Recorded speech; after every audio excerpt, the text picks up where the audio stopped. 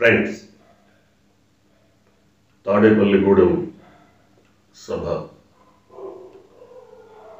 ఆంధ్రప్రదేశ్ అధికార పక్షానికి వ్యతిరేకంగా కూటమి కట్టిన ప్రతిపక్షం తెలుగుదేశం జనసేన సంయుక్తంగా నిర్వహించిన సభ ఆద్యంతం కూడా ఒక వ్యక్తిని, ఒక పార్టీని దూషణలతో, అనుచిత సంభాషణలతో, అరుపులు కేకలతో, ఘీంకరింపులు హుంకరింపులతో ముగిసింది తప్ప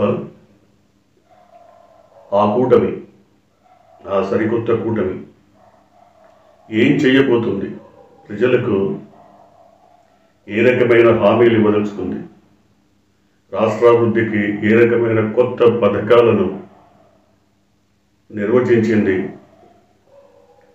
ఏ రకమైన పాలనను ఇవ్వదలుచుకుంది, ఇది మాత్రం ఎక్కడ చెప్పలేదు. ముందుగా తెలుగుదేశం అధినేత చంద్రబాబు నాయుడు తన ప్రసంగంలో అధికార పక్షం చేపట్టిన ప్రతి పథకాన్ని దుర్మాడుతూ, విమర్శిస్తూ, ప్రతి పథకం వెనక జగన్మోహన్ రెడ్డి కుయుక్తులున్నాయని, కుట్రలున్నాయని, లేదా ఆయన అనుభవ రాహిత్యం ఉందని చెప్పడానికి ప్రయత్నించారు. అంతేకాకుండా యథాతథంగా ఎప్పుడూ మాట్లాడినట్టుగానే ఆయన బాబాయిని చంపారు, లేదా తల్లిని చెల్లెల్ని దూరం పెట్టారు, ఇలాంటి అనేక రకాల వ్యాఖ్యలతో, విమర్శలతో తన ప్రసంగాన్ని ముగించారు. కానీ ఆ తరువాత ప్రసంగించినటువంటి జనసేన అధినేత పవన్ కళ్యాణ్ తొలి పలుకుల నుంచే చివరి ముగింపు వాక్యం వరకు అరుపులు కేకలు దద్దరిల్లేలా జగన్ పైన వ్యక్తిగతంగా విమర్శలు చేస్తూ స్వోత్కర్ష, అట్లాగే పరనింద, ఆత్మ స్తోత్రం, పరనింద. ఈ స్వోత్కర్ష ఎంత దాకా పోయిందంటే తను ఒక ఆదర్శ పురుషుడని చెప్పుకోవడం కోసం రకరకాల వ్యక్తులు, నేతలు, దేశంలోనే కాదు ప్రపంచవ్యాప్తంగా ఉన్నటువంటి వాళ్ళ సూక్తులు తీసుకొని తను గొప్పవాడిని చెప్పుకోవడానికి ప్రయత్నం చేశారు. తన గొప్పతనాన్ని ప్రజలు గుర్తించట్లేదని బాధపడిపోయారు. 2 చోట్ల ఓడించడం పట్ల ఆయన కిలుక వహించారు. అయినా ప్రజాస్వామ్యం కోసం, రాష్ట్రం కోసం తాను 10 మెట్లు దిగి తన స్థాయి ఏంటో తెలుసుకొని తెలుగుదేశంతో పొత్తు పెట్టుకున్నారన్నారు. నిజమే. 23 మంది ఎమ్మెల్యేలను కొనుగోలు చేసి అందులో 4 మంత్రి పదవులు ఇచ్చినటువంటి నీచ నికృష్టమైన పార్టీ అధినేతతో పొత్తు పెట్టుకున్నప్పుడే ప్రజాస్వామ్యాన్ని కాపాడే విలువలు గల రాజకీయం ఏంటో అర్థమైపోయింది. ప్రజలందరికీ అర్థమైంది. పవన్ కళ్యాణ్కి అర్థం కాకపోతే దాన్ని ఎవరేం చేయలేరు. మంత్రులను కొనుగోలు చేయటం, ఎమ్మెల్యేలను కొనుగోలు చేయటం, ఎంపీలను కొనుగోలు చేయటం, అసలు కొనుగోలు రాజకీయాలకి తెరదీసి ప్రజాస్వామ్యాన్ని కూలీ చేసిన మొట్టమొదటి వ్యక్తి, అనుచిత రాజకీయాలకు, నీచ నికృష్ట వెన్నుపోట్లకు తొలి అడుగు వేసినటువంటి వ్యక్తి చంద్రబాబు నాయుడు అని ప్రజానీకానికి అందరికీ తెలుసు. కానీ పవన్ కళ్యాణ్కి తెలియటలేదు. ఆదర్శ పురుషుడు, అనుభవశాలి, అలాగే ఆయనకు యోధుడు, ఇలా కీర్తిగానం సాగింది పవన్ కళ్యాణ్ ప్రసంగంలో. జగన్ని తిట్టడం, చంద్రబాబుని పొగట్టడం కీర్తిగానం. చంద్రబాబుని కీర్తిగానం చేసినప్పుడల్లా అక్కడున్న ప్రేక్షకుల్లో 90% మౌనం వహించారే తప్ప అరుపులు కేకలతో ఈవెన్ తెలుగుదేశం వాళ్ళు కూడా ఎక్కడా స్పందించలేదు. దీన్ని బట్టి అర్థమవుతుంది ప్రజాస్పందన ఏ విధంగా ఉంది, ప్రజలు ఏ విధమైనటువంటి రాజకీయాలను కోరుకుంటున్నారు, ఏ విధమైనటువంటి పాలనను కోరుకుంటున్నారో అర్థమైపోయింది. కాకపోతే ఆవేశపూరితమైన ప్రసంగంలో జనసేన అధినేతకు అప్పుడప్పుడు కేరింతలు, కవ్వింపులు, ఉత్సాహం ఉరకలెత్తేలా యువత అరుపులు కేకలు ఇవన్నీ కూడా కనపడ్డాయి. ఇవి జనసేన అధినేత స్వయంగా నిర్వహించిన సభల్లోనూ కనపడ్డాయి, ఇప్పుడు కనపడ్డాయి. ఆయన ప్రజారాజ్యం పార్టీలో యువరాజ్యం అధినేతగా ఉన్నప్పుడు కూడా ఇదే రకమైనటువంటి ఉత్సాహం ఉరకలెత్తింది. ఇప్పుడే జరుగుతోంది. గత దశాబ్ద కాలంలో ఆయనలో కనిపించిన పరిణితి ఏంటి, రాజకీయ వ్యూహాల్లో ఆరితేరిన పోరాట యోధుడిగా మారినటువంటి స్వరూపం ఏంటి, ఇవన్నీ ఎక్కడ కనబట్టలేదు. ఎంతసేపటికి ఆయన ప్రసంగించిన దాదాపు 35-40 నిమిషాల సేపు జగన్నామస్మరణ చేయటం తప్ప, జగన్ని తిట్టిపోయటం తప్ప, జగన్ని విమర్శించడం తప్ప,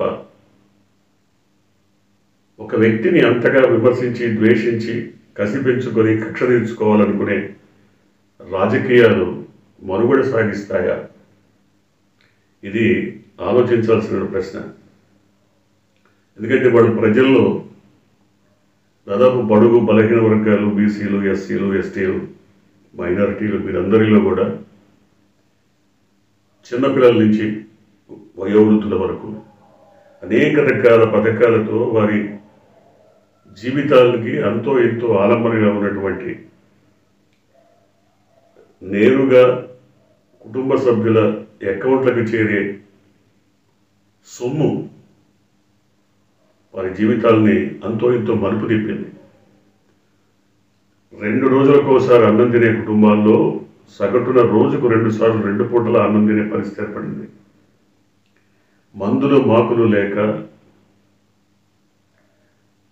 సరైనటువంటి వైద్యం అందక చనిపోయేటువంటి సగటు మనుషుల జీవితాల్లో కొంత మార్పు వచ్చింది. వయోవృద్ధులకి పెన్షన్ అందుతోంది, దాంతో మందులు మాకులు కొనుక్కుంటారు.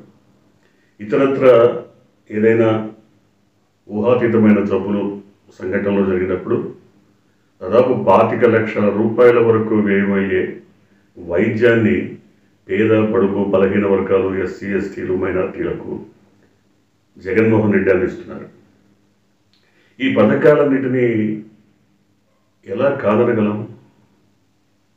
ఈ పథకాల్లో ఎక్కడైనా లొసుకులు ఉంటే ఉండొచ్చు, 1-2, కానీ అనేక మంది ప్రజానీకానికి నేరుగా చేరుతున్న సొమ్ము, వారి కళ్ళల్లో కనబడుతున్న ఆనందం, వారి జీవితాల్లో కనబడుతున్న మార్పు, అలాగే వారు కోరుకుంటున్నటువంటి జీవితం పొందిన అనేక మంది ఆ పార్టీ పట్ల, వైఎస్ఆర్సీపీ పట్ల కానీ, జగన్మోహన్ రెడ్డి పట్ల కానీ ఎంతో కొంత కృతజ్ఞతాభావంతో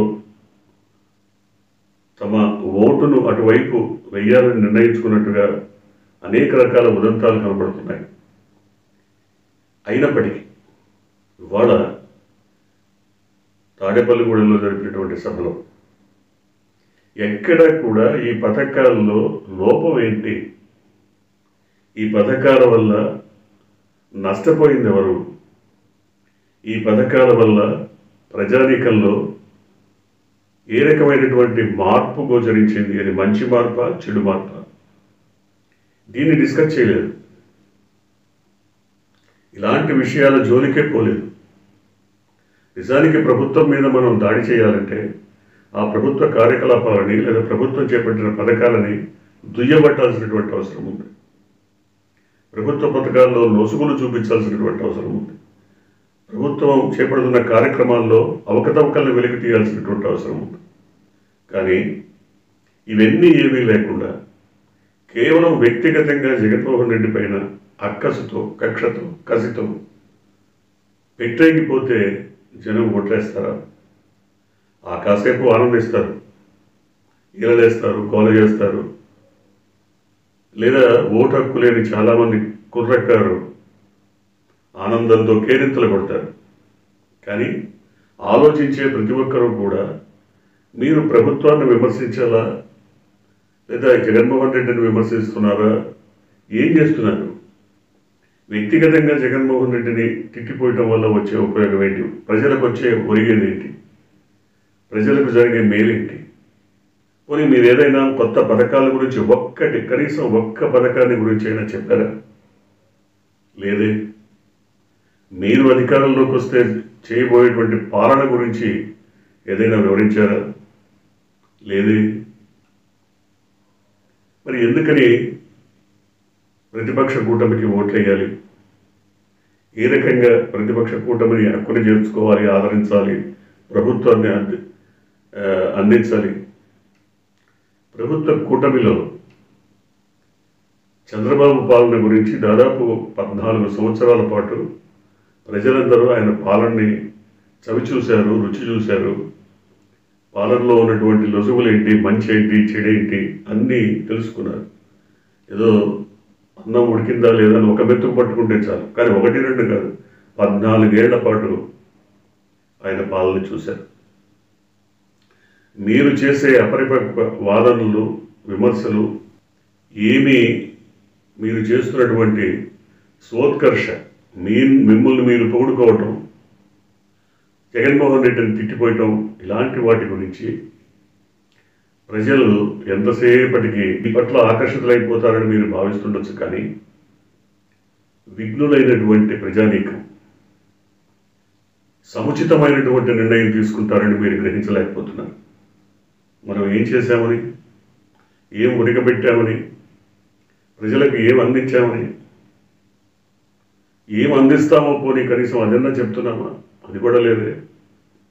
అందువల్ల దాదాపుగా ఇవాళ జరిపినటువంటి సభ యావత్తు కూడా, ఆద్యంతం కూడా కేవలం ఒక వ్యక్తి సెంట్రిక్గా, ఒక వ్యక్తిని కేంద్రీకృతం చేసి, ఒక వ్యక్తి కేంద్రంగా ఆయన పేరుని పదే పదే పదే పదే కనీసం అరగంట లేదా 40 నిమిషాల ప్రసంగంలో కొన్ని వందల సార్లు ఉచ్చరించి ఉండొచ్చు. ఎందుకని అంత ఆవేశం, ఆక్రోశం, కసి, కక్ష, క్రోధం ఇవన్నీ పెంచుకున్నారో ప్రజలకు అర్థం కానటువంటి పరిస్థితి. ఉదాహరణకి తెలుగుదేశం అంటే, తెలుగుదేశం అధినేత వ్యూహాలు, ఎత్తుగడలు, రాజకీయం, కుట్రలు, కుతంత్రాలు, వెన్నుపోట్లు ఇవన్నీ కూడా ప్రజలందరికీ తెలుసు. కాబట్టి ఆ పార్టీ అధినేత, తెలుగుదేశం అధినేత ప్రసంగంలో జగన్మోహన్ రెడ్డిని లేదా ఆయన పార్టీని విమర్శిస్తున్నారంటే అర్థమైంది. ఆయన విమర్శలకు పదును లేదు, వడి లేదు, వాడి లేదని కూడా తెలిసిపోయింది. కేవలం కక్షతో, కార్పణ్యంతో చేసే విమర్శలన్న అభిప్రాయం జనంలో కలుగుతోంది. కానీ మీరు ఇంతవరకు ప్రభుత్వంలో లేరు. ప్రభుత్వ కార్యకలాపాలు ఎలా ఉంటాయో మీకు తెలియదు. మీరు ప్రజాస్వామ్యం అని చెప్తున్నారు. ఇవాళ కాదు, దాదాపు 95 నుంచి ఇప్పటి వరకు ప్రజాస్వామ్యాన్ని ఈ దేశంలో కూని చేసిన ఏకైక నాయకుడు ఎవరన్నా ఉన్నారంటే చంద్రబాబే. అటువంటి చంద్రబాబుతో చేతులు కట్టి, జతకట్టి ప్రజాస్వామ్యాన్ని ఉద్ధరిస్తామని, రాష్ట్ర ప్రజలకు మేలు చేస్తామని మీరు చెప్పటం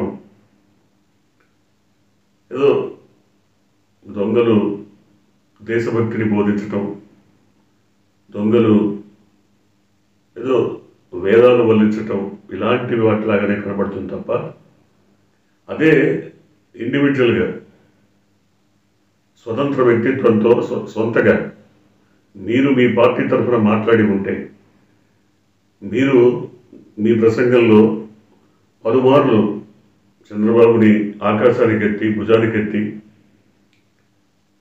ఆయన యోధుడని, సూర్యుడని, వీరుడని కీర్తించకుండా ఉంటే మీకు వ్యక్తిగతంగా విలువ పెరిగి ఉండేది. కానీ ఆ పని మీరు చేయలేదు. సో తద్వారా ఒక పార్టీకి వంగిపోయి ఆ పార్టీతో జతకట్టితే తప్ప మనుగడ సాగించలేమని మీరు పదే పదే మీ ప్రసంగంలో చెప్పారు. సో టీడీపీతో జతకడితే తప్ప నా మనుగడ లేదని మీరు ఒప్పుకుంటున్న తరుణంలో మీకున్నటువంటి విలువ, మీ పార్టీకి ఉన్నటువంటి విలువ పెరిగిందా తరిగిందా మీరే అర్థం చేసుకోవాలి. ఏది ఏమైనప్పటికీ ఇలాంటి ప్రసంగాల వల్ల, ఇలాంటి సభల వల్ల, కార్యక్రమాల వల్ల ప్రజలేదో ప్రతిపక్షం వైపు మొగ్గు చూపుతారని భావిస్తే మాత్రం అది భ్రమే అవుతుంది. చూడాలి మీ ఆశలు నెరవేరుతాయో, ఆశలు కళ్ళలై భ్రమలుగానే మిగిలిపోతాయో చూడాలి.